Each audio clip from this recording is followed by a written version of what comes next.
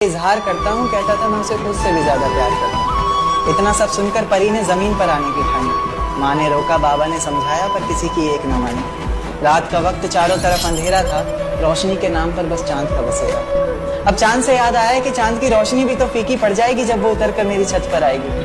तो कहानी ने नया मोड़ लिया। परी ने प्यार की खातिर ख्वाबों से रिश्ता तोड़ लिया। कहीं मैं सपना तो नहीं देख रहा, ये मेरे सामने कौन खड़ा है?